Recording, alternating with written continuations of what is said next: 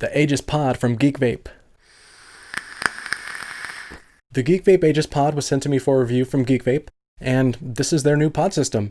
It's really more like an all-in-one, not so much like a pod, but it does have a pod, so let's talk about it. Alright, let's go over the specs. So it has a constant 18 watts, it's IP67 dust and water resistant, has shock resistance, it's 88.1 millimeters by 40.3 millimeters by 18 millimeters, it weighs about 73 grams, and it comes in the colors of beetle black, silver chafer, gunmetal, and tamamushi, which is rainbow, like the tamamushi beetle. In the box you get the Aegis pod device, a USB-C cable, a coil removal tool, one pod, and two coils. Both of them are 0.06 ohm mesh coils. Geekvape does an amazing job with their designs. I love that the Aegis pod has the same shape as a typical pod device, but with all the stylings of Geekvape's Aegis line, you can just tell that this is an Aegis device right out of the box. I love it.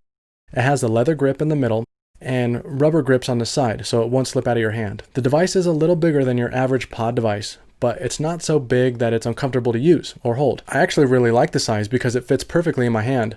It feels very sturdy, and it allows it to hold an 800 milliamp hour battery. All good things in my opinion. On the front of the device is a power and firing button. 5 clicks turns it on and off, and you hold the button to take a hit. Like all products in the Aegis line, the Aegis pod is shockproof and waterproof. It has an IP67 rating, which means that it can sit in up to 3 feet of water for up to 30 minutes, and it's dustproof. There aren't any specs on the site to determine how shockproof the Aegis is, but Geekvape says that it's designed to absorb sudden energy, evenly distribute stress, and has a thick zinc alloy shielding for more protection.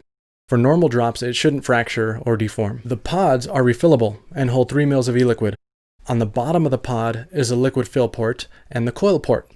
The liquid fill port seal pops open and gives you a large enough space to easily fill. The coils are replaceable in these pods. I love that in pod devices.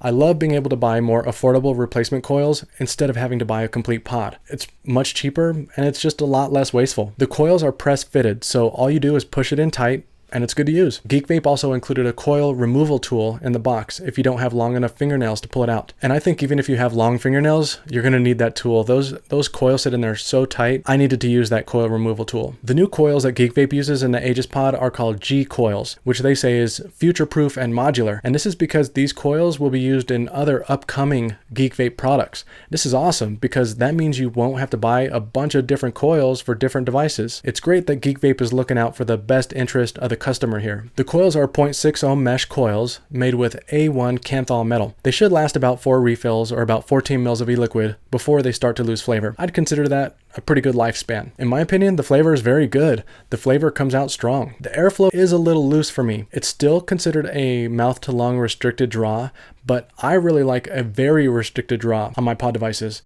But I've gotten used to it and I still like it. And actually the draw works really well on here, and that's because this pushes so much power, and that's why I don't think this is like a typical pod device and more like an AIO or an all-in-one, because it's almost like just a tiny mod that uses a pod. You just hit it, it pushes a lot of power, and you don't need a restricted draw. It just gives you a good hit. The Aegis pod holds an internal 800 milliamp hour battery, which is a big battery for a pod device.